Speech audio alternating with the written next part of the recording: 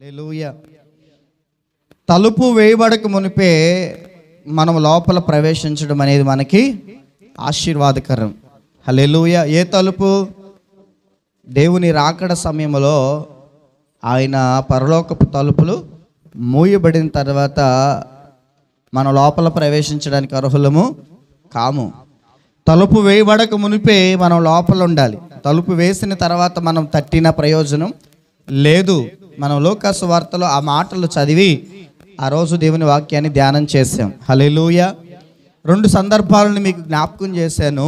ఒకటి, నోవాహు కాలములో నోవాహు వాడి యొక్క తలుపు వేయబడిన తర్వాత ఆ తరములో ఉన్నవారు జలప్రళయం చేత మునిగిపోతున్నప్పుడు తాత నోవాహు తలుపు తెరవండి అని చెప్పేసి ఓడ తలుపు తెరవటానికి కేకలు వేసిన నోవాహు ఏమండి దేవుడు ఆ ఓడ తలుపులు తెరవల. ఓడ తలుపు మూయబడింది. ప్రచండమైన వర్షం కుమ్మరించబడింది. నీటి పెరుగుతున్న వేళ ఏమండి ప్రజలందరూ ఆ జల ప్రవాహములు ఏమైపోయారు? మునిగి చనిపోయారు. హల్లెలూయా. కాబట్టి ఓడ తలుపు మూయబడిన తర్వాత తెరవబడల. అలాగే 10 మంది కన్యకలను గురించి మాట్లాడుతూ 5 సిద్ధపడిన వారుగాను 5 సిద్ధపడని వారుగాను, అనగా బుద్ధి కలిగిన వారిగాను బుద్ధి లేని కన్యకులుగాను ఉన్న సందర్భంలో ఏమండి పెండ్లి కుమారుడు వచ్చాడు. సిద్ధపడిన బుద్ధి కలిగిన 5 కుమార్తెలు కన్యకులు ఎత్తబడ్డారు. మరొక 5 నూనె కోసం కొనుక్కుందామని వెళ్ళొచ్చే లోపు తలుపు మూయబడింది. హల్లెలూయా. హల్లెలూయా. పెండ్లి కుమారుడు వచ్చి వెళ్ళిపోతున్నాడు తలుపు వేసి. ఇప్పుడు వీళ్ళు కేకలు వేస్తారు తలుపు తీయమని అడిగితే అప్పుడు ఆయన కూడా అన్నాడు, మీరెవరో నాకు తెలియదు. అలాగే ఇంటి యజమానుడు కూడా తలుపు వేసిన తర్వాత మీరు వచ్చి తలుపు తీయండి అని మీరు అన్నా సరే దేవుడు ఏమంటాడంటే, మీరెక్కడి వారో మీరెవరో నిశ్చయముగా నేను ఎరుగును అని చెప్పేసి ప్రభు వారిని అగ్నిగుండములోనికి పారవేసినట్లుగా పంపినట్లుగా గతించిన ఆదివారం మనం దేవుని వాక్యాన్ని ధ్యానం చేశాం. హల్లెలూయా. ఈరోజు కూడా పరలోకమును గూర్చిన విషయాన్ని మరొక సందర్భాన్ని మీ ముందుకు తీసుకురావాలని ఆశపడుతూ ఉన్నాను. మత్తయి సువార్త 13వ అధ్యాయం 24వ వచనం నుంచున్న భాగాన్ని ధ్యానం చేద్దాం. ఆయన మరి ఒక ఉపమానం వారితో చెప్పెను. ఏమనగా, పరలోక రాజ్యము తన పొలములో మంచి విత్తనము విత్తిన ఒక మనుష్యుని పోలి ఉన్నది. మనుష్యులు నిద్రించుచుండగా అతని శత్రువు వచ్చి గోధుమల మధ్యను గురుగులు విత్తిపోయెను.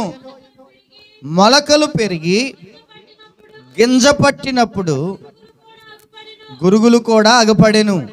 అప్పుడు ఇంటి యజమానుని దాసులు అతని యొద్దకు వచ్చి, అయ్యా, నీవు నీ పొలములో మంచి విత్తనము విత్తితివి కదా, అందులో గురుగులెక్కడి నుండి వచ్చినవని అడిగిరి.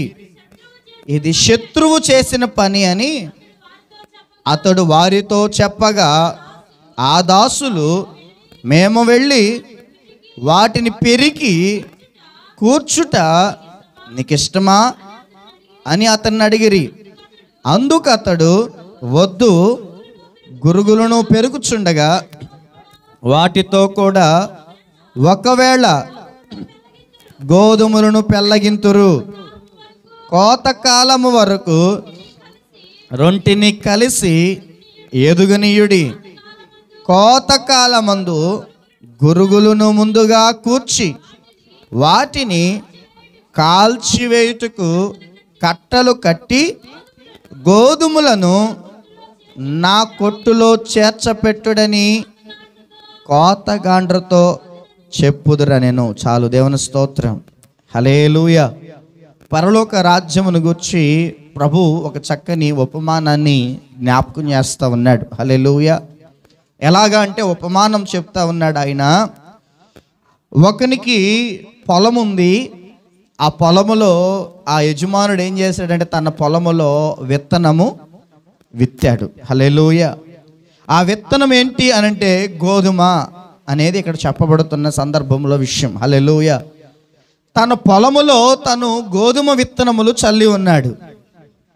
ఆ తర్వాత ఇంటి యజమానుడు ప్రియమైన దేవుని బిడ్డలారా తన పొలములో గోధుమ విత్తనములు విత్తిన తర్వాత తన శత్రువు వచ్చి అదే పొలములో గురుగులనే విత్తనాలు కూడా విత్తాడంట. హల్లెలూయా. ఇప్పుడు పొలం యొక్క యజమానుడు గోధుమ అనే విత్తనములు విత్తాడు. ఇతనికి ఒక శత్రువు ఉన్నాడంట. ఆ శత్రువు ఇతన్ని ఎదుగుదల చూడలేక, ఇతను ఆశీర్వదింపబడటం ఇష్టం లేక, ఇతడు మంచి ఫలమును ఫలించడం ఇష్టం లేక, ఇతడు చక్కగా పడిన ప్రయాసకు తగిన ఫలితం పొందడం శత్రువుకి ఇష్టం లేక, శత్రువు ఏం చేశాడంటే ప్రియమైన దేవుని బిడ్డలారా, ఈ విత్తనము చల్లిన తర్వాత, మంచి విత్తనములు గోధుమ విత్తనములు చల్లిన తర్వాత శత్రువు వచ్చి గురుగులనే విత్తనాలను కూడా విత్తిపోయాడట. హల్లెలూయా. హల్లెలూయా. ఈ విషయం ఎవరికి తెలియలా? యజమానుడికి తెలియలా. శత్రువు వచ్చి విత్తనాలు విత్తిపోయాడనే సంగతి పనివారికి కానీ శత్రువులకు కానీ తెలియలా. ఎలా విత్తబడిన విత్తనాలు రెండూ కూడా కొద్ది రోజులకి మొలకెత్తి పెరిగి గింజలు, హల్లెలూయా, కంకిలు అంటాం కదా మనం, గింజలు కంకిలు ప్రారంభమయ్యే ఆ సమయానికి అక్కడ రాయబడిన మాట కూడా అదే, మొలకలు పెరిగి గింజ పట్టినప్పుడు గురుగులు కూడా అగపడెను. హల్లెలూయా. హల్లెలూయా.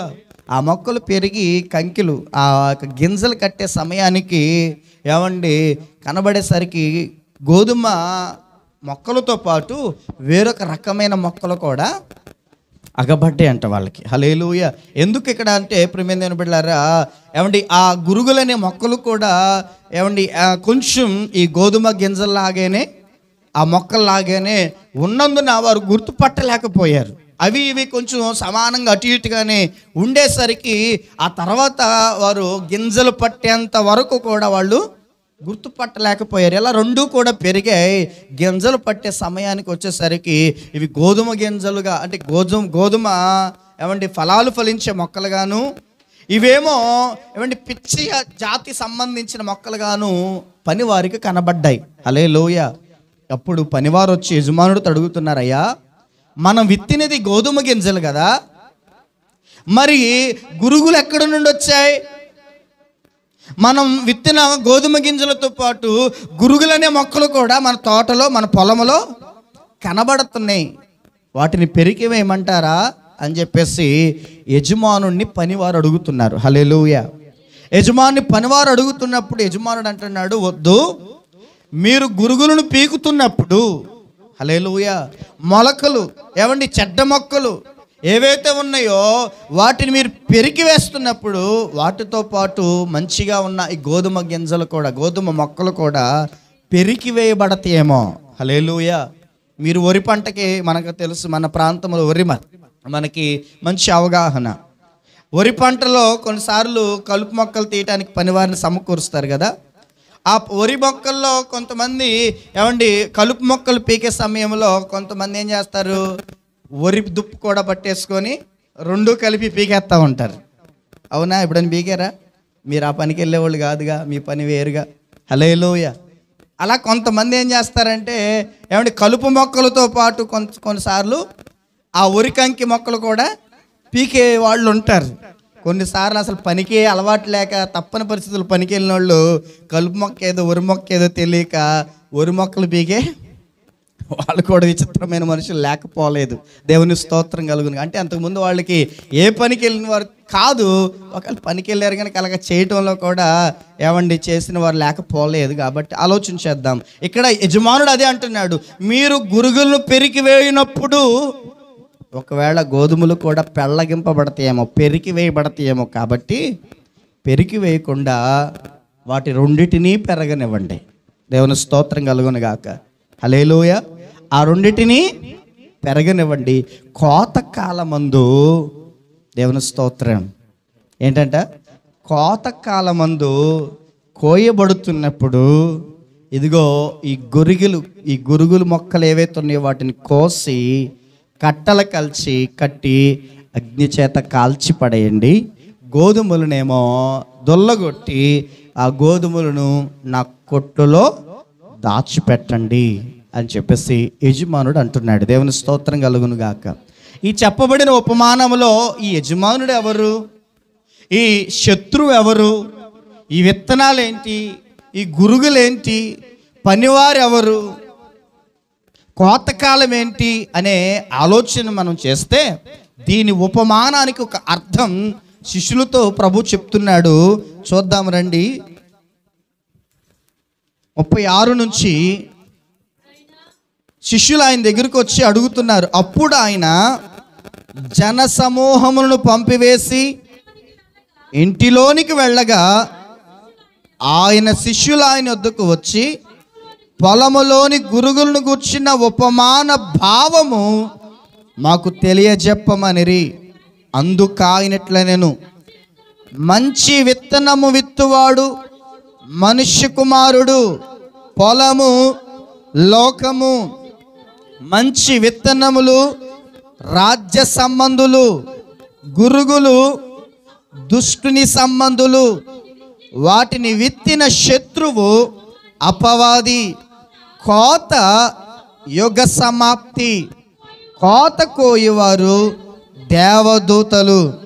గురుగులు ఎలాగు కూర్చబడి అగ్నిలో కాల్చివేయబడునో అలాగే యుగ సమాప్తి యందు జరుగును.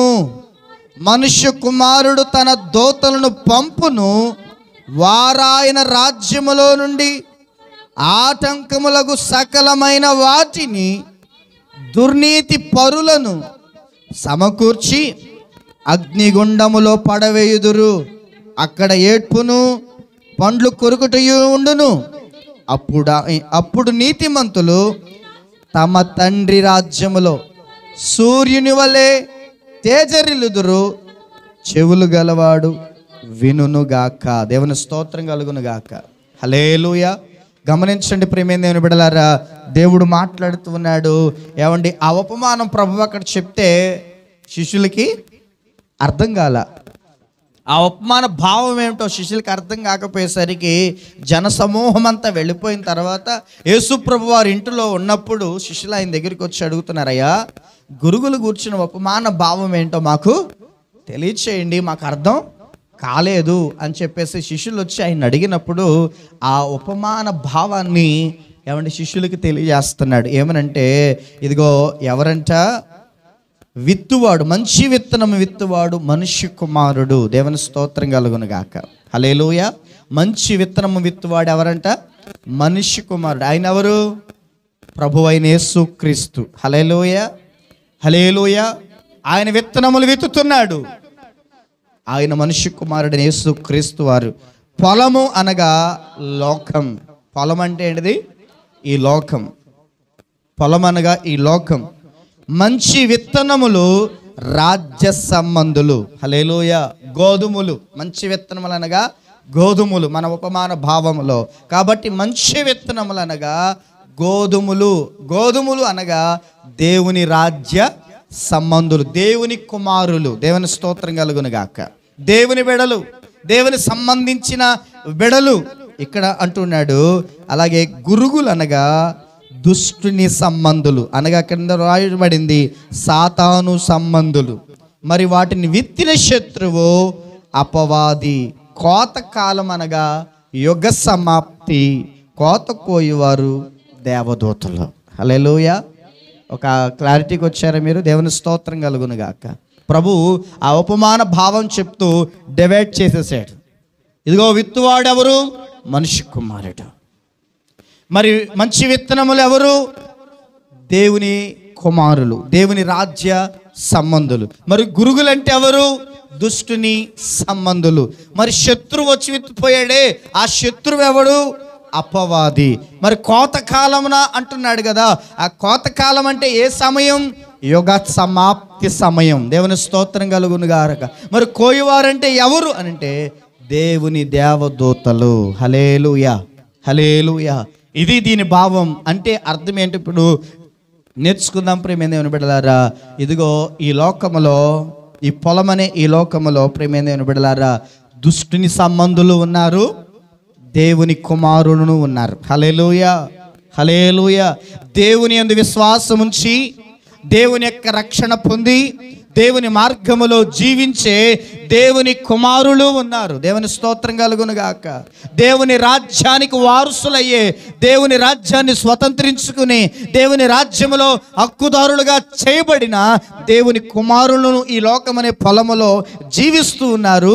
అదే సమయంలో దేవుని విశ్వసించక, దేవుని అంగీకరించక, దేవుని యందు నమ్మిక ఉంచి రక్షణ పొందక, దేవుని ద్వేషిస్తూ, దేవుని దూషిస్తూ, దేవుని యొక్క మార్గాన్ని ఏమంటే అసహించుకుంటూ, దేవుణ్ణి ఎరగక దుష్టిని సంబంధులుగా, అపవాది సాతాను సంబంధులుగా జీవించేవారు ఈ లోకంలో ఉన్నారు అని ప్రభు స్పష్టంగా చెప్తున్నాడు. దేవుని స్తోత్రం కలుగును గాక. ఏమండి, దేవుని నమ్మి విశ్వసించి ఆయన మార్గములు నడుచు వారినేమో దేవుడు దేవుని కుమారులుగా పోల్చి ఉన్నాడు.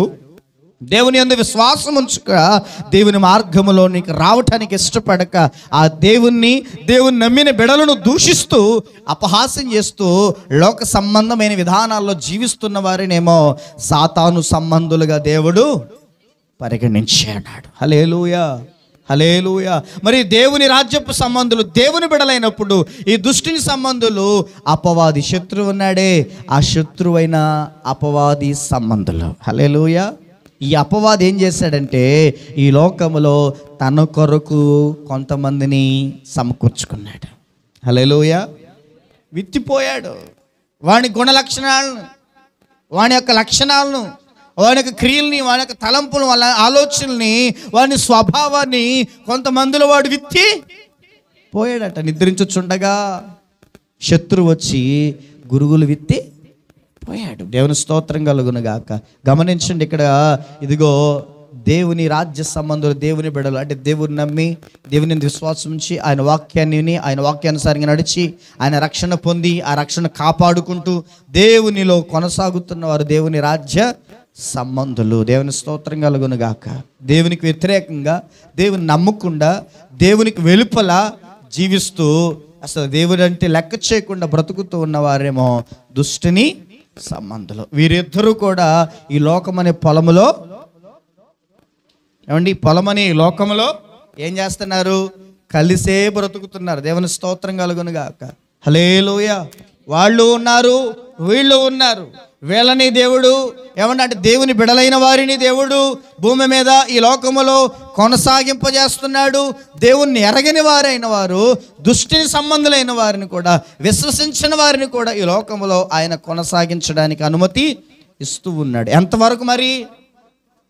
ఎంతవరకు? హల్లెలూయా, హల్లెలూయా. ఇప్పుడు చెడ్డ మొక్కలు ఉన్నప్పుడు, గురుగులు ఉన్నప్పుడు పొలంలో నష్టమా కాదా? నష్టమా లేదా? హల్లెలూయా. ఇప్పుడు దుష్టిని సంబంధుల వల్ల, ఏమండి, ఈ గురుగులని పిలువబడుతున్న దుష్టిని సంబంధులు, సాతాను సంబంధుల వల్ల, దేవుని ఎరగని వారి వల్ల ఇప్పుడు మంచి గోధుమలుగా పిలువబడుతున్న దేవుని కుమారులకి ఇప్పుడు కూడా ప్రమాదం ఉందా లేదా? పొలములో చూసుకున్న మంచి, ఏమండి, వాటికి ఈ మొలకలు ఏవైతున్నాయో, కలుపు మొక్కలు లాంటివి, పిచ్చ మొక్కలు లాంటివి, గడ్డి మొక్కలు లాంటివి, ఏమండి, ముళ్ళ మొక్కలు లాంటివి ఉన్నప్పుడు ఎలాగైతే మంచి దానికి, ఏమండి, నష్టమో, దాని బలవంతా లాగేసుకుంటుందో, దాన్ని ఎక్కడ అణిచివేసి ఇది పెరిగేద్ది. హల్లెలూయా. మంచి మొక్కల కంటే పిచ్చి మొక్కలు త్వరగా పెరుగుతాయి కదా. హల్లెలూయా. బాగా పెరుగుతాయి, తొందరగా పెరిగిపోతాయి. ఆ బలమంతా, దాని సారమంతా ఈ పిచ్చి మొక్కలే లాగేసుకుంటాయి. అందుకే ఏం చేస్తారు, పొలంలో తొందరగా మొలక, ఏమని, కలుపు మొక్కల్ని పీకిచ్చేస్తూ ఉంటారు. దేవుని స్తోత్రం కలుగును. ఈ ఉపమానంలో కూడా మనం ఆలోచన చేస్తే, ఆ పొలములో ఎలాగైతే గోధుమలని ఎదగనివ్వకుండా గురుగు మొక్కలు ఎక్కడ పాడు చేస్తాయని ఈ కోత కోయేవారు పీకేద్దామా అని తొందరపడుతున్నారు. దేవుని స్తోత్రం కలుగును గాక. హల్లెలూయా. అంటే వీటి వల్ల, గురుగుల వల్ల గోధుమలకి నష్టం ఉంది అనేది ఎరిగినా దేవుడు ఏం చేస్తున్నాడంటే, సరే ఎదగనివ్వండి అని అనుమతి ఇచ్చేస్తున్నాడు. దేవుని స్తోత్రం కలుగును గాక. ఇప్పుడు ఈ దుష్టుల వల్ల, దేవుని ఎరగని వారి వల్ల, దేవుని యందు విశ్వాసం ఉంచిన వారి వల్ల, ఏమంటే అపవాది సంబంధమైన మనుష్యుల వల్ల, ఇదిగో దేవుని ఎరిగిన బిడలకి కాస్త కష్టం, నష్టం, ప్రమాదం, అపహాస్యం ఎదురవుతుందా? ఎదురవదా? ఎదురవుతుంది. అయినా దేవుడు ఓర్చుకొని, సహించి, ఒక కోత కాలము వరకు ఇద్దరిని కూడా పెరగనిస్తున్నాడు. దేవుని స్తోత్రం కలుగును గాక. దుష్టుని సంబంధులైన అపవాది సంబంధులను దేవుని బిడలైన వారిని కూడా కొంతవరకు కోత కాలం, యుగ సమాప్తి అనే కాలం వరకు భూమి మీద పరిగణిస్తూ ఉన్నాడు. దేవుని స్తోత్రం కలుగును గాక. హల్లెలూయా. కొన్నిసార్లు మనకు అనిపిస్తుంది అలాంటి వాళ్ళని చూస్తున్నప్పుడు, దేవుణ్ణి ఎరగక దేవుణ్ణి దూషించి అవమానించి హేళన చేసి విరుద్ధంగా మాట్లాడుతున్న వారిని చూసి దేవుడు ఎందుకు వదిలిపెట్టేస్తున్నాడు వీళ్ళని అనిపించదా? హల్లెలూయా. ఇప్పుడు మనం దేవుణ్ణి నమ్మాం, వాళ్ళు నమ్మలా, వాళ్ళు మన మీద పదే యుద్ధానికి వస్తున్నారు, యుద్ధాన్ని రావడానికి కాలు దూతున్నారు అనుకో, దేవా ఎందుకు ఊరుకుంటున్నావు వాడిని? నేను నిన్ను నమ్మావు, నోరు మూసుకొని ఉంటున్నా, నీ భయం కలిగి కయ్యానికి కాలు దువ్వకూడదు, క్షమించండి, ప్రార్థించండి, ఓపిక పట్టండి, సహించండి అన్నావని నీ కుమారుడుగా నీ కుమార్తెగా నేను ఎలా ఉంటున్నా? సహనముతో ఓపికతో ఉంటున్నా. వాడేమో కయ్యానికి, అంతేనా? హల్లెలూయా అంటే అర్థం గొడవలకి, హల్లెలూయా, కోట్లాట్లకి, పగలకి, ప్రతీకారాలకి కాలు దూతున్నాడు. మరి అన్ని ఎందుకు చూస్తూ ఊరుకుంటున్నావు ప్రభా, ఉండనెత్తనావు ప్రభా అని కొన్నిసార్లు మనకి మనసు నొచ్చుకున్నప్పుడు, బాధ కలిగినప్పుడు అంటాం. హల్లెలూయా, హల్లెలూయా. చూడండి, ఈ లోకంలో ప్రస్తుత పరిస్థితులు గమనించినట్లయితే ఎలా ఉంది పరిస్థితి అంటే, కొంతమంది వ్యక్తుల్ని చూస్తున్నప్పుడు మనకు కూడా అలా అనిపిస్తుంది. ఎలా అనిపిస్తుంది అంటే, కొంతమంది వ్యక్తుల్ని దేవుని దూషిస్తున్నా, దేవుని పరిశుద్ధ గ్రంథాన్ని దూషిస్తున్నా, దేవుని నమ్మిన బిడల్ని దూషించి అపహాస్యం చేసి మాట్లాడుతున్నా, వ్యర్థంగా అన్యాయంగా దేవుని నమ్మిన బిడల్ని అన్యాయంగా హింసిస్తున్నా, అన్యాయంగా కేసులు పెడుతున్నా, అన్యాయంగా ఇబ్బంది పెడుతున్నా, అన్యాయంగా ప్రియమైన దేవుని బిడలారా రాళ్లతో కొడుతున్నా, మొన్న ఈ మధ్య మణిపూర్ లాంటి ప్రాంతాల్లో అన్యాయంగా హింసలు పెడుతున్నా, అలాంటి సమయాల్లో ఏమనిపిస్తుంది మనకంటే, ప్రభువా నిన్ను నమ్మిన ప్రజల్ని ఇలాగున వాళ్ళు హింసిస్తున్నప్పుడు, బాధిస్తున్నప్పుడు, కొడుతున్నప్పుడు, జైలు పాలు చేస్తున్నప్పుడు నువ్వు ఎందుకని ఆగుతున్నావు ప్రభు? వాళ్ళ వల్ల నష్టమే ఉంది, వాళ్ళని పెరిగి పడేయొచ్చుగా, వాళ్ళని పీకి పడేయొచ్చుగా, వాళ్ళని గద్దించవచ్చుగా, వాళ్ళని హెచ్చరించవచ్చుగా, వాళ్ళని నోరులు ముయించవచ్చుగా అన్నట్లుగా మనం అనుకుంటాం. దేవుని స్తోత్రం కలుగును గాక. కానీ దేవుడు ఏమంటాడంటే, యుగ సమాప్తి కాలం ఉంది, అప్పుడు వరకు ఓపిక పట్టండి. హల్లెలూయా, హల్లెలూయా. కోత కాలం, కోత కోసి గురుగులను గోధుమలను వేరు చేసే కాలం ఉంది, అది యుగ సమాప్తి. దేవుని స్తోత్రం కలుగునుగా. అప్పుడు వరకు వేచి ఉండండి, అప్పుడు వారిని వేరుపరుస్తా అని దేవుడు అంటున్నాడు. దేవునికి స్తోత్రం కలుగునుగాక. హల్లెలూయా.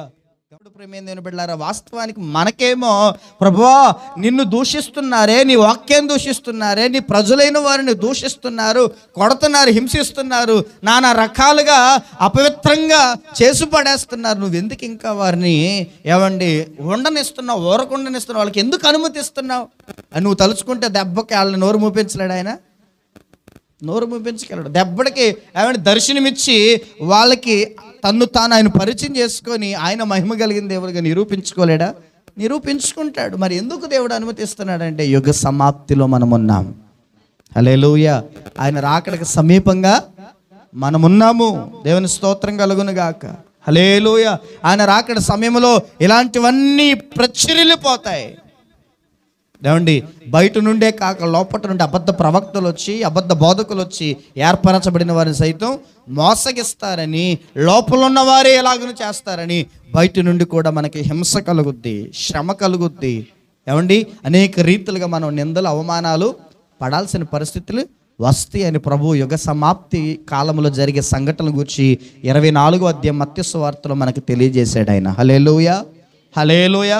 నీ రాకడకు సూచనలు ఏంటి ప్రభువా అన్నప్పుడు అవన్నీ ఆయన వివరించుకుంటూ వచ్చాడు. మనుషుల మధ్య ప్రేమ చల్లారిపోతుంది, రాజ్యాల మీదకి రాజ్యాలు లెగుస్తూ ఉంటాయి, పోరాటాలు, యుద్ధ సమాచారాలు మీరు వింటారు.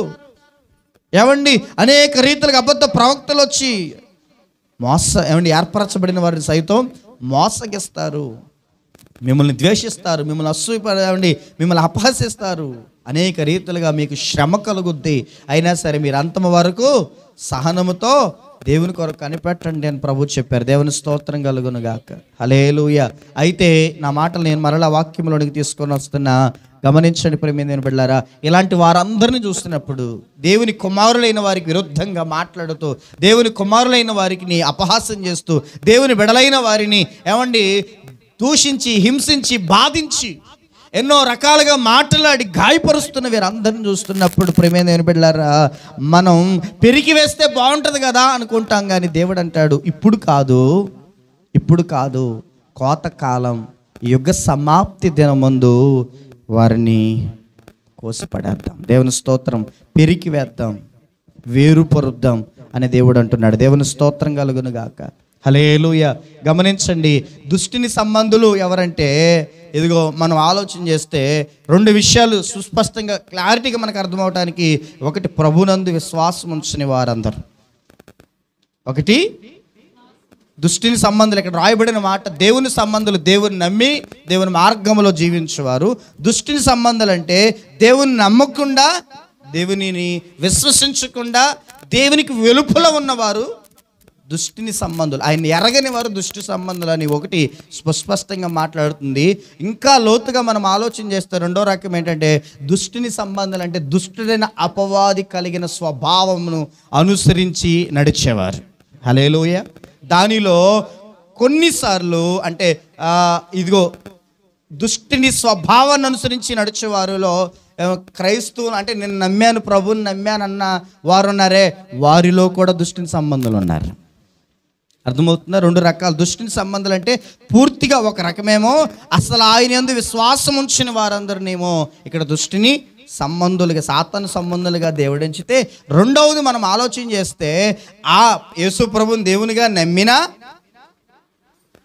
సాతాను క్రియలను అనుసరించే, సాతాను స్వభావాన్ని అనుసరించే, దుష్టుని ఆలోచన అనుసరించి నడిచేవారు కొంతమంది ఉంటారే, వారు కూడా దుష్టుని సంబంధులు. ఇప్పుడు దుష్టుని యొక్క లక్షణాలు కొన్ని మీకు జ్ఞాపకం చేస్తా. దుష్టుడు అనగా ఎవరు అనుకున్నాం? అపవాది. హల్లెలూయా. ఇక్కడ శత్రువు ఎవరు? అపవాది. శత్రువు కలిగిన, దుష్టుడు కలిగిన, సాతాను కలిగిన కొన్ని లక్షణాలు ఉన్నాయి. వాడి స్వభావం, వాడి లక్షణాలను బట్టి తెలియజేయబడుతుంది.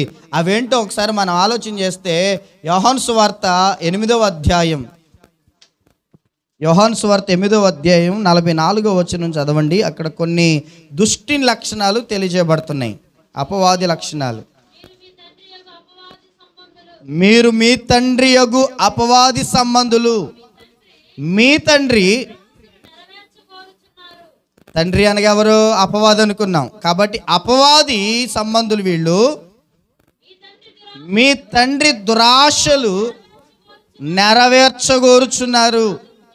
ఆది నుండి వాడు నరహంతకుడయ్యుండి సత్యమందు నిలిచినవాడు కాడు, వాని యందు సత్యమే లేదు. వాడు అబద్ధమాడునప్పుడు తన స్వభావమును అనుసరించి ఏ మాటలాడును.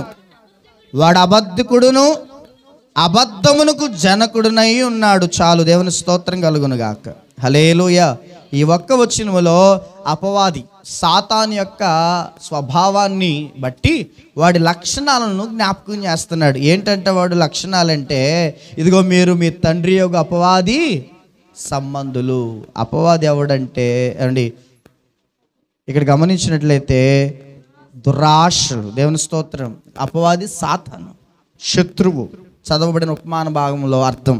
హల్లెలూయా, హల్లెలూయా. ఇప్పుడు అపవాది సంబంధులు ఎవరినాయనంటే, ఇదిగో దురాశలు నెరవేర్చేవారు అపవాది సంబంధులు. ఆశ నెరవేర్చుకోవడంలో తప్పు లేదు, ఎందుకంటే ఆశ గల ప్రాణాన్ని దేవుడు తృప్తిపరుస్తానన్నాడు. ఆశ మనకున్నప్పుడు ఆశని నెరవేర్చుకోవడానికి ప్రభు సన్నిధిలో ప్రార్థన చేసుకుంటే ఆయన మన ఆశను తృప్తిపరుస్తాడట. ఆశను తీర్చుకోవడము అలాంటిని ఆశని నెరవేర్చుకోవడం తప్పు కాదు. దురాశ అనేది మన జీవితంలో ఉండకూడదు. ఆశకి దురాశకి వ్యత్యాసం ఏంటి? తేడా ఏంటి? అర్థం ఏంటి చెప్తారా? ఆశ, దురాశ.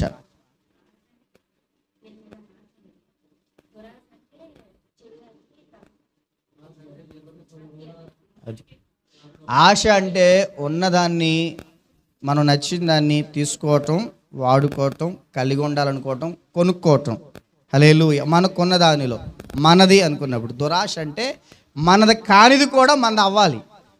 హల్లెలూయా, హల్లెలూయా. అది నాది కాదు అయినా సరే, ఎట్టయినా సరే అది నాది. దోచుకోవటం వల్ల, లాక్కోవటం వల్ల, ఎదిరించటం వల్ల, దౌర్జన్యం చేయడం వల్ల, ఏ విధం చేతనైనా నీది కాని వస్తువును కూడా నీ సొంతం చేసుకోవాలి, అది నేను ఎలాగైనా పొందుకోవాలనుకోవడం దురాశ. దేవుని స్తోత్రం కలుగును గాక. హల్లెలూయా. ఇక్కడ దురాశ అంటే ప్రియమైన దేవుని బిడ్డలారా, తండ్రి యగు అపవాది సంబంధులు మీరు మీ తండ్రి దురాశల్ని మీరు నెరవేరుస్తున్నారు. ఎవరి హృదయంలో, ఎవరి జీవితంలో అయితే దురాశ ఉంటుందో వీళ్ళు కూడా దుష్టుని సంబంధులే. ఫస్ట్ది అసలు ఆయన అంగీకరించిన వారిని దుష్టుని సంబంధులుగా ఎంచితే, యేసు ప్రభువుని అంగీకరించాం కాబట్టి అయితే మేము దుష్టులం కాదా అనుకుంటే, ఒకవేళ ప్రభువుని నువ్వు ప్రభువుగా లేకపోతే యేసు ప్రభువుని దేవునిగా నువ్వు నమ్మినా అపవాది సంబంధిత లక్షణాలు నీలో ఉంటే నువ్వు కూడా దుష్ట వ్యక్తి సంబంధివే. దేవుని స్తోత్రం కలుగును గాక. ఆడి క్రియలు నీలో కనబడ్డాయి అనుకో, వాడి స్వభావం నీలో కనబడింది అనుకో, నువ్వు వాడి బిడ్డవే. దేవుని స్తోత్రం కలుగును గాక. చెప్పుకుంటున్నావు అంతే, నేను క్రైస్తవుడినని మాటకి చెప్పుకుంటావు, కానీ నువ్వు ఎవరిని అనుసరించి నడిచేవాడివి? నీ తండ్రి అయిన అపవాది అనుసరించే నడిచేవాడు. ఇక్కడ దురాశలు నెరవేరుస్తున్నారట. ఇదిగో అపవాది సంబంధమైన లక్షణాలు వివరిస్తే నాకు సమయం చాలదు, కానీ ఇదిగో కొన్ని లక్షణాలు మీకు జ్ఞాపకం చేస్తా. ఒకటి, దురాశలు. ఎవరిలో అయితే దురాశలు ఉంటాయో, తమది కాని దాన్ని, ఏమంటే వారిది కాని దాన్ని వేరొకరు అనుభవించాలి, తీసుకోవాలి, లాక్కోవాలి అన్న ఆశలు ఎవరైతే ఉంటాయో, ఏమంటే అది దురాశ. దురాశ పరుల్ని దేవుడు అంటున్నాడు కదా, దురాశ గర్భము ధరించి పాపమును కనగా పాపము పరిపక్వమై మరణమును కనునంట. దేవుని స్తోత్రం కలుగును గాక. యాకోబు పత్రికలో ఆ మాట, 1వ అధ్యాయం చదువుదాం ఒకసారి. దురాశ ఎంత ప్రమాదం అంటే, నీది కాని దానికోసం నువ్వు ఆశపడుతున్నావంటే. 15వ వచనం, 1వ అధ్యాయం 15వ వచనంలో, దురాశ గర్భము ధరించి పాపమును కనగా పాపము పరిపక్వమై మరణమును కనును. చాలు. దేవుని స్తోత్రం కలుగును గాక. హల్లెలూయా. చూడండి, ఇక్కడ దురాశ ఏం చేసిందంట, లోపల ఆశ పుట్టిందంటే అది నీలో ఏమొస్తుంది? క్రియారూపంలోనికి, పరిపక్వతలోనికి వచ్చేస్తుంది. అది ఎట్టయినా లోపల ఫీడ్ అయిపోయింది. అది నాది కాదని తెలిసిన దాన్ని ఎట్టయినా పొందుకోవాలి. అది వేరొకరిదని తెలిసిన, అది నువ్వు పొందుకోవడానికి వీలు లేనిదని తెలిసిన, ఎలాగైనా నేను దాన్ని పొందుకోవాలి, అనుభవించాలి, లాక్కోవాలి, ఉంచుకోవాలి అనుకున్నప్పుడు అది దురాశ. అది నీలోనికి వచ్చిన తర్వాత అది పరిపక్వం అయిపోతుంది, పని జరిగిచ్చేస్తుంది. లాగేసుకుంటావు, దోచేసుకుంటావు, తెచ్చేసుకుంటావు, అనుభవిస్తావు. అది పాపంగా మారిపోతాట. దేవుని స్తోత్రం కలుగును గాక. హల్లెలూయా. పరిపక్వమై పాపమును కనగా పాపం ఏం చేసిందంట? మరణాన్ని కంటాను. దేవుని స్తోత్రం కలుగును గాక. పరిపక్వమై పాపము, హల్లెలూయా, పాపము పరిపక్వమై మరణమును కనును. ఈరోజు ఒకసారి ఆలోచించండి, దురాశ నీలో ఉండకూడదు. ఒకవేళ దురాశ నీలో ఉందంటే నువ్వెవరి సంబంధివి? అపవాది సంబంధివి. అక్కడ ఇంకొక విషయం జ్ఞాపకం చేస్తున్నాడు. మనం చదివిన యోహాను సువార్తలోనే, ఏమండి, వాడు ఎలాంటి వాడంట? ఆది నుండి నరహంతుకుడే. హల్లెలూయా, హల్లెలూయా. నరహంతుకుడు. వాడి మరొక లక్షణం ఏంటి? నరహంతుకుడు. హత్యలు చేయడమే వాడి పని, చంపడమే వాడి పని, పాడు చేయడమే వాడి పని. హల్లెలూయా. ఆడు ఆది నుండి నరహంతుకుడై ఉన్నాడు. కాబట్టి నరహత్య చేయువాడు దేవుని రాజ్యానికి వారసుడా? 10 ఆజ్ఞలో ఆజ్ఞ, నరహత్య చేయొద్దు. ఆడు ఆది నుండి నరహత్య చేయించున్నవాడట. హేబెలుని కయ్యోను ద్వారా ఏమంటే చంపించాడు ఆడే. హల్లెలూయా. ఎందుకు చంపాడు? కయ్యోను హేబెలుని ఎందుకు చంపాడు? దుష్టుని ఆలోచన, దుష్టుని క్రియలు కయ్యోనులో ఉండిపోయినాయి. అసూయ. దేవుడు కయ్యోను అర్పణ అంగీకరించలేదని హేబెలు అర్పణ అంగీకరించాడని కయ్యోనులో ఏం పుట్టింది? ద్వేషం, పగ. నా తమ్ముడే అనుకోలేదు, కానీ తమ్ముడిని కూడా ఏం చేశాడంట? కొట్టి చంపేశాడు. హల్లెలూయా. ఇప్పుడు కయ్యోనులో ఎవరి లక్షణాలు కనబడ్డాయి? దుష్టుడి, అపవాది లక్షణాలు కనబడ్డాయి. హల్లెలూయా, హల్లెలూయా. కాబట్టి వాడు ఆది నుండి నరహంతకుడై ఉన్నాడు. అలాగే ఇంకొక విషయం ఏమంటున్నాడు,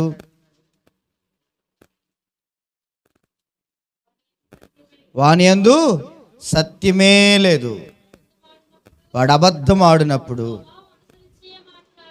దేవుని స్తోత్రం కలుగునుగా. అబద్ధికుడు, అబద్ధమునకు జనకుడు, తండ్రి అయి ఉన్నాడు. దేవుని స్తోత్రం కలుగునుగా. ఒకటి ఈ విషయాల్లో, ఈ వచనంలో ఒకటి, వాడు దురాశలు కలిగిన వాడు.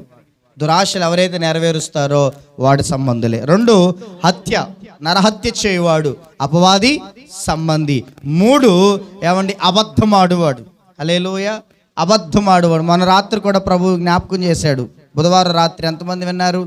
ఏమండి, హల్లెలూయా. ఏమంటున్నాడు? ఆగూరు సామెత రాశాడు, 30వ సామెతల్లో ఆగూరు, అయ్యా వ్యర్థమైన వాటిని, అబద్ధములను నాకు దూరముగా ఉంచమని ప్రార్థన చేశాడు. హల్లెలూయా. కాబట్టి ఇక్కడ అబద్ధం ఆడువాడు అంట. దేవుని స్తోత్రం. వాడు స్వభావం బట్టియే వాడు అబద్ధము మాట్లాడతాడు. కాబట్టి అబద్ధముడు అబద్ధములకు జనకుడట. అబద్ధికుడును అబద్ధములు ఆడుటకు ఆడు జనకుడనై ఉన్నాడు. దేవుని స్తోత్రం కలుగును గాక. కాబట్టి ఇదిగో మూడవది ఏంటంటే, వాడి లక్షణం అబద్ధములు ఆడటం, అబద్ధములు ఆడించటం. దానికి ఆడు తండ్రి అయి ఉన్నాడు అనే విషయం జ్ఞాపకం చేస్తుంది. మరొకటి 9, 10, 10 వచనం చూద్దాం. యోహాను సువార్త 10:10. దొంగతనమును, హత్యను, నాశనమును చేయుటకు వచ్చును కానీ మరి దేనికి నీ రాడు. చాలు. దేవుని స్తోత్రం కలుగును గాక. హల్లెలూయా. ఇక్కడ ప్రభువారు గొర్రెల గురించి మాట్లాడుతూ, నేను గొర్రెలకు మంచి కాపరిని, ద్వారమునై ఉన్నాను, నా గొర్రెల కొరకు ఇదిగో నేను ప్రాణం ఇస్తాను, నా గొర్రెలు నేను జీవములోనికి నడిపిస్తాను, నేను గొర్రెలకు మంచి కాపరిని అంటూ మాట్లాడుతూ, ఇదిగో దొంగ కూడా ఉన్నాడు, గొర్రెలు ఏమంటే దొంగ కాపరులు కూడా ఉన్నారు అంటూ ఆయన మాట్లాడుతూ ఏమంటున్నాడంటే, దొంగతనానికి, హత్యను, నాశనమును చేయుటకు వచ్చును. దేవుని స్తోత్రం కలుగును గాక. ఇక్కడ అపవాది మరొక లక్షణం ఏంటంటే, వాడు దొంగతనం చేసేవాడిది వాడు స్వభావం. కాబట్టి దొంగతనం చేసే ప్రతి ఒక్కరి స్వభావం ఎవరి స్వభావం అంట? దుష్టుని స్వభావం. హల్లెలూయా, హల్లెలూయా. ఎత్తుకుపోతూ ఉంటారు ఇంటి దగ్గరికి వచ్చి, మామూలుగా ఉండరు. నచ్చిందంటే ఇక్కడే పెట్టే వస్తువులు ఇంట్లో నువ్వు ఎత్తుక్కుంటా ఉంటావు. ఎక్కడ ఉంటుంది? ఎత్తుకుపోయాడు ఆల్రెడీ. ఉంటారు దొంగలు. ఎంత జగత్కి లీడలు అంటే అసలు తెలియని కూడా తెలియదు. వస్తువులు మాయమైపోతాయి. ఎలా మాయమైపోతున్నాయి అర్థం కాదు. హల్లెలూయా. ఏమండి, కొంతమంది దొంగలు ఉంటారు, డబ్బు దొంగలు ఉంటారు, బంగారం దొంగలు ఉంటారు, చిన్న ఏమండి వస్తువులు దొంగతనాలు చేసేవాళ్ళు కూడా ఉంటారు. ఇంట్లో ఏమైపోతున్నాయి, మాయమైపోతున్నాయి. ఇంట్లో ఎక్కడ తాకట్టు షాపులు ఎత్తుక్కోవాలి, బంగారపు షాపులు ఎత్తుక్కోవాలి. ఎక్కడికి వెళ్ళిపోయాయంటే దొంగతనం చేసి అక్కడ తీసుకెళ్ళిపోయి తాకట్టు పెట్టేసి తాగడానికో, తిరగడానికో, ప్యాకాటుకో, జోదానికో పెట్టేసేవాళ్ళు ఉంటారు. హల్లెలూయా. గమనించండి, దొంగలు అపవాది సంబంధులు. రెండోది హత్య. ఇందాక నేర్చుకున్నాం, నరహత్య, అంతకుడు వాడు. కాబట్టి నరహత్య చేయవాడు, హత్య చేయవాడు వాని సంబంధులే. మూడవది ఇక్కడ నాశనము చేయవాడు. ఎవడంట? అన్నీ నాశనం చేసి పడేస్తాడు. మంచి వాటిని కూడా ఏం చేసేటాడు? నాశనం చేసి పడేస్తాడు. హల్లెలూయా. నాశనం చేసే స్వభావం అపవాదిది. ఆ స్వభావం నీలో కూడా ఉందా? నేను ఎందుకు నాశనం చేస్తానంటే, కొంతమంది నాశనం చేస్తారు. కోపం వచ్చిందంటే చాలు, చేతిలో గిన్నె ఉందా, గ్లాసు ఉందా, గ్లాసు ఉంది, ఏ గ్లాసు ఉందో తెలియదు, పటక్కన పగలెత్తారు. ఏమైపోయింది? పగిలిపోయింది. తపేలాలు పగిలిపోతాయి కొంతమంది ఇళ్ళల్లో, మూగిళ్ళు పగిలిపోతాయి, గ్లాసులు పగిలిపోతాయి, తలుపులు పగిలిపోతాయి, కిటికీలు పగిలిపోతాయి, ఫోన్లు పగిలిపోతాయా? ఎవరైనా పగిలినాయి మీ ఇంట్లో? హల్లెలూయా. పగలగొట్టారు. ఇవన్నీ ఏమైనట్టు? ఇవన్నీ నాశనం చేసి పడేసినట్టే కదా. హల్లెలూయా. కాబట్టి ప్రియమైన బిడ్డలారా, కుర్చీలు ఇరిగిపోతాయి కొంతమంది ఇళ్ళల్లో. ఎందుకక్క కుర్చీ ఇరిగిపోయింది, ఎందుకక్క కుర్చీ ఇరిగిపోయింది అంటే దాని పెద్ద స్టోరీ ఉందిలే. మీ బావ కొట్టాడు, మీ అన్న కొట్టాడు. నిజమే ప్రియమైన బిడ్డలారా, వాడు నాశకుడు. నాశనం చేయడమే వాడి పని. మన జీవితంలో కూడా కొన్ని విలువైన వస్తువులు నాశనం చేసి పడేస్తూ ఉంటాం, కోపానికి, ఉద్రేకానికి గురై. ఆ వస్తువు పాడైపోయిన తర్వాత అది నాశనం అయిపోయినట్టే. అది మళ్ళా ఒకవేళ బాగు చేయించుకుంటాం డబ్బులు నేను, కానీ ఆ డబ్బు వ్యర్థంగా పోయినట్టే కదా. హల్లెలూయ. ఫోన్ పగలగొట్టుకున్నావు, కోపంలో పాడు చేసి పడేసావు, బాగు చేయించుకుంటావు, కానీ నీ దగ్గర డబ్బులు ఉన్నాయి కదని బాగు చేయించుకున్నావు అనుకో, ఆ ధనం వ్యర్థంగా ఏమండి ఉపయోగకరమైన దానికి ఉపయోగపడవలసిన ధనం ఏమండి వేరొక దానికి వ్యర్థంగా నీవు నాశనం చేయటం వల్ల కలిగిన నష్టానికి వాడాల్సిన పరిస్థితి వచ్చింది. దేవుని స్తోత్రం కలుగునుగా. ఒక నాశకుడు, కొంతమంది హృదయాలు జీవితాల్లో వాడి స్వభావాలు ఏదో కనబడుతుంటాయి, వాళ్ళ లక్షణాలు కనబడుతుంటాయి, నాశనం చేసి పడేస్తారు. ఎక్కడ పడితే అక్కడ ఏ పడతాయి. అదేంటంటే నా ఇష్టం అంటారు కొన్నిసార్లు. లేదు, నాశకుడాడు నాశనం చేసి పడేస్తూ ఉంటాడు. అలా కాదు. రెండవది ఏమండి, ఈ విషయాలు మీరు గుర్తుపెట్టుకోండి. ఇంకా జ్ఞాపకం చేస్తున్నాడు. యోధా పత్రికలు ఒకసారి వెళ్దాం, అక్కడ కొన్ని విషయాలు. యోధా పత్రిక ఒకటే ఒక అధ్యాయం ఉంటుంది, 16వ వచనం చూద్దాం. దుష్టుని సంబంధులు ఎలా ఉంటారు? యోధా పత్రిక 1వ అధ్యాయం 16వ వచనం, ఒకే ఒక అధ్యాయం ఉంటుంది.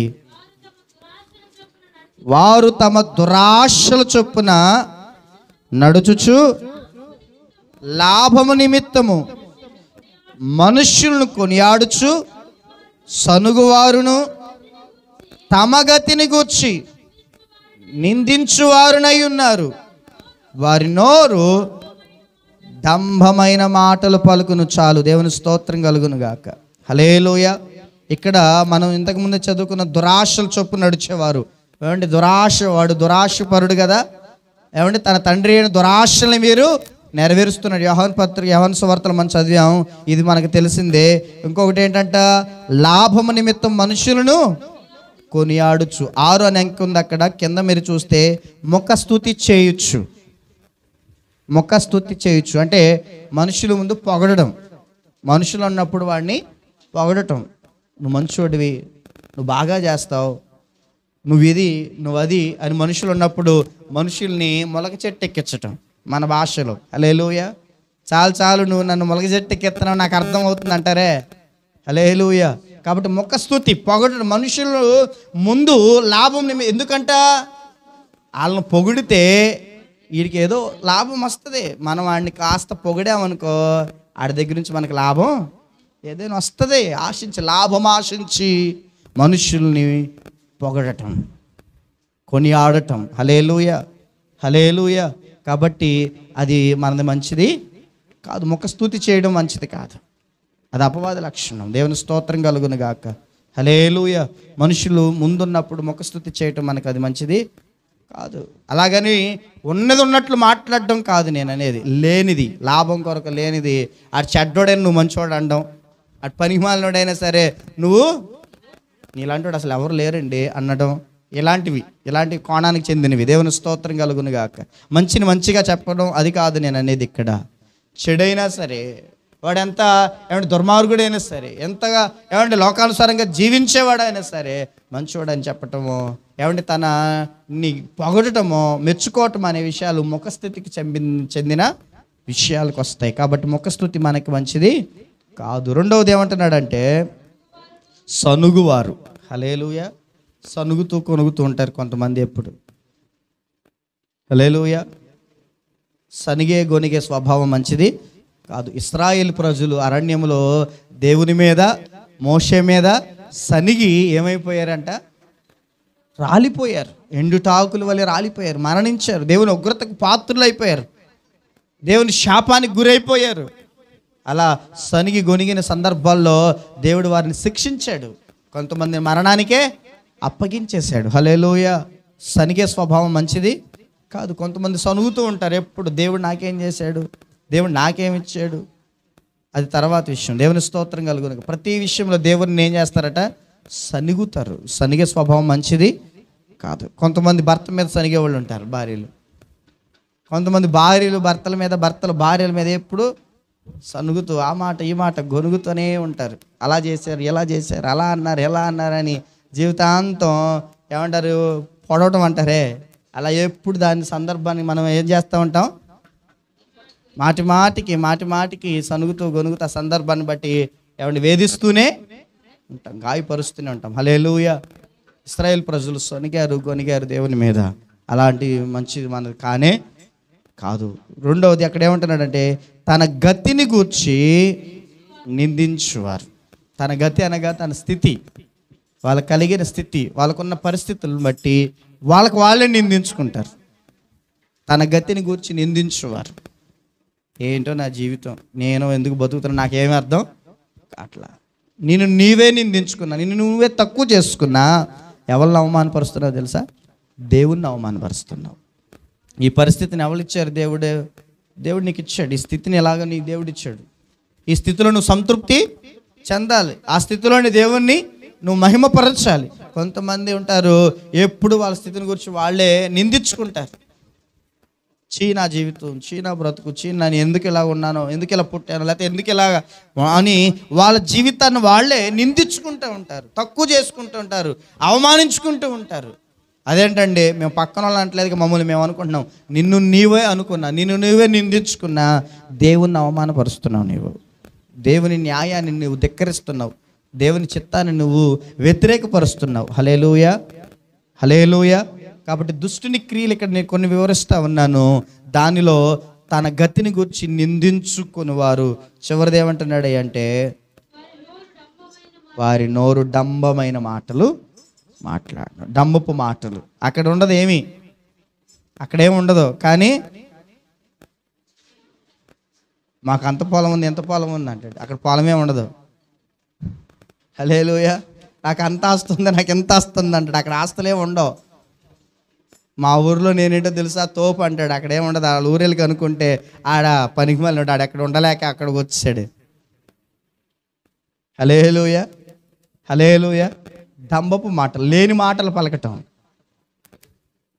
లేని మాటలు కల్పించటం, లేనిది చూపించుకోవాలని ప్రయత్నం చేయటం. డంబపు మాటలు మనకి మంచిది కాదు. ఇవన్నీ దుష్టుని క్రియలు, దుష్టుని స్వభావం.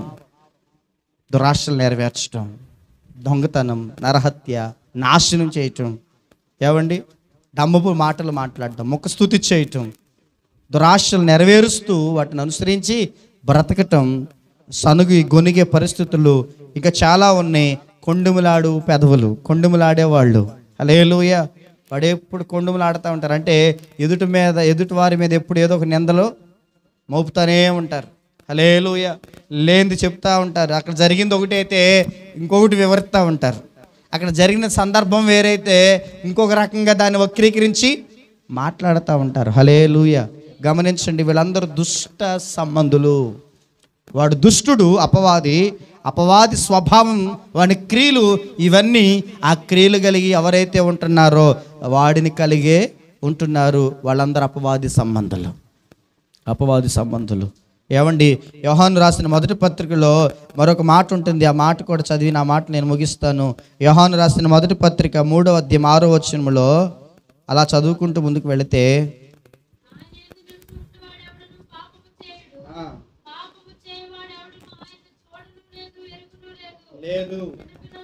చిన్న పిల్లలారా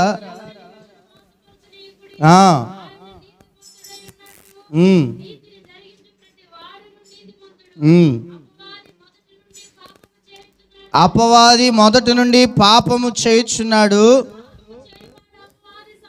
పాపము చేయువాడు అపవాది సంబంధి. అపవాది యొక్క క్రియలను లయపరచుటకే దేవుని కుమారుడు ప్రత్యక్షమాయను. దేవుని స్తోత్రం కలుగును గాక. హల్లెలూయా. అపవాది మొదటి నుండి పాపము చేయుచున్నాడు. వాడి సంబంధి అయిన వాడు కూడా ఎలా ఉంటాడంట? పాపములోనే ఉంటాడు. పాపము చేయవో ప్రతి వాడు కూడా అపవాది సంబంధే. పాపం చేయు ప్రతి వాడు కూడా అపవాది సంబంధే. పాపం అంటే ఏంటి మరి? పాపం అంటే ఏంటి?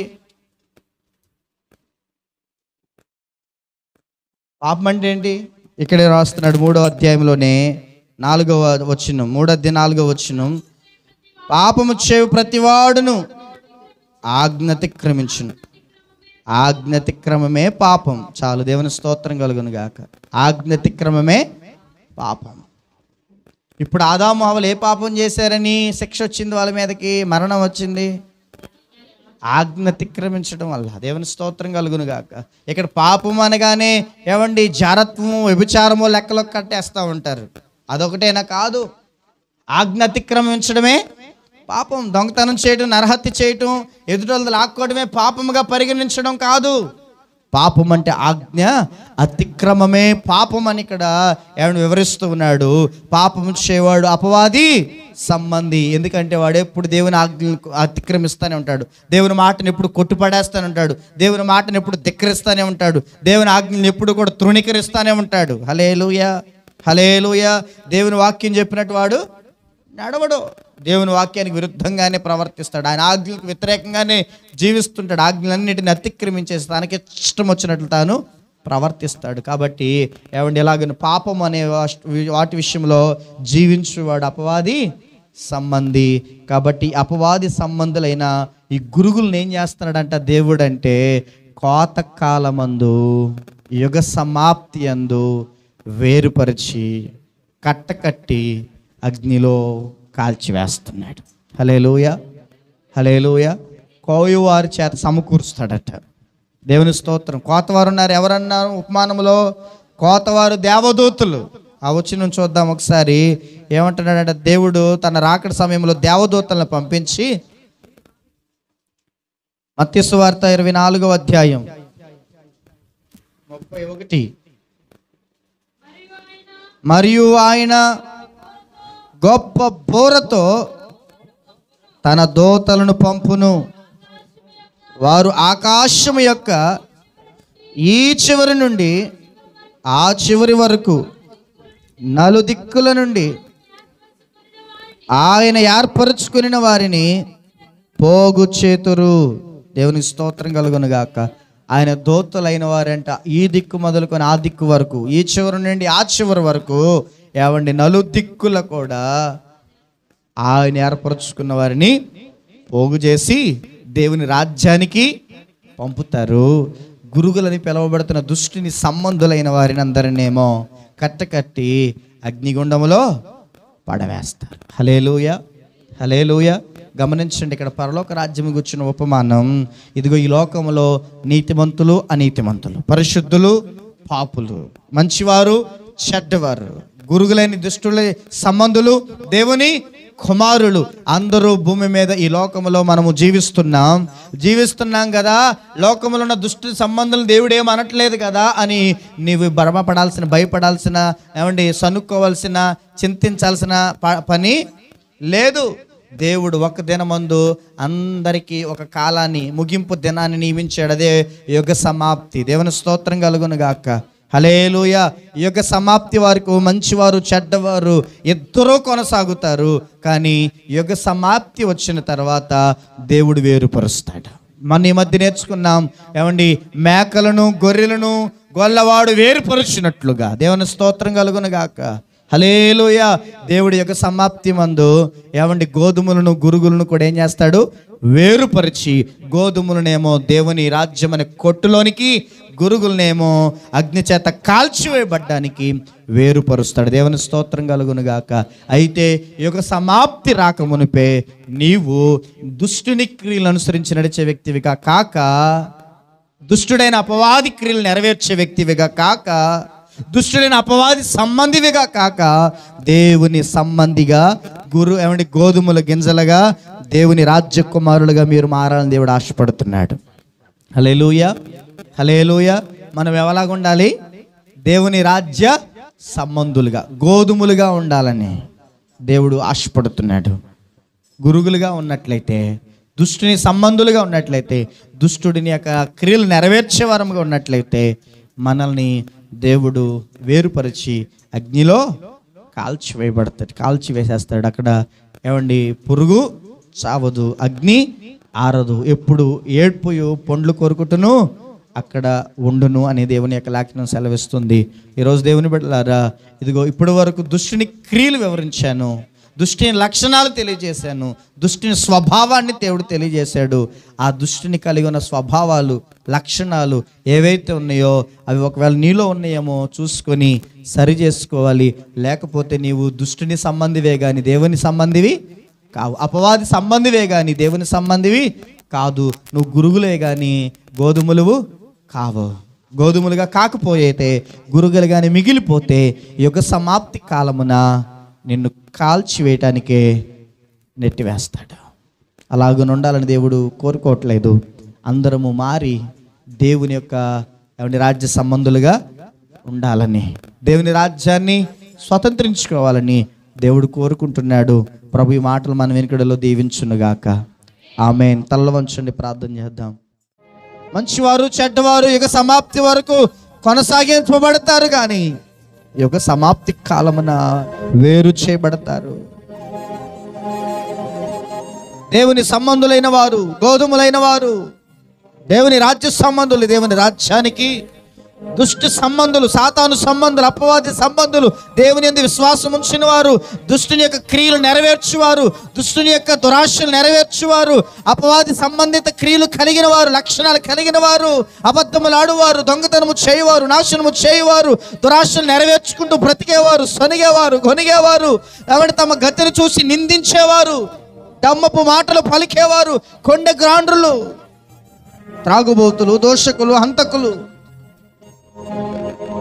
వీరందరూ అగ్ని గంధకంలో కాల్చబడ్డానికి, దుష్టునికి వానికి సమూహానికి సిద్ధపరిచిన అగ్ని గుండములోనికి కాల్చబడి పరవేయబడతారు. ఈరోజు నేను ప్రభుని నమ్మాను, దేవుని సన్నిధికి వెళ్తున్నాను అనుకుంటూ కూడా దేవుని లక్షణాలు లేకుండా దుష్టుని లక్షణాలు కలిగి ఆయన ఉన్నారేమో, దుష్టుని అపవాది లక్షణాలను, స్వభావాన్ని అనుసరించి నడుస్తున్నారేమో.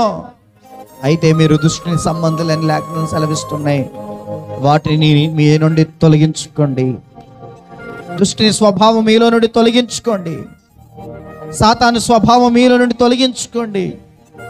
వాని క్రియలు, వాని లక్షణాలు మీలో నుండి తొలగించుకోండి.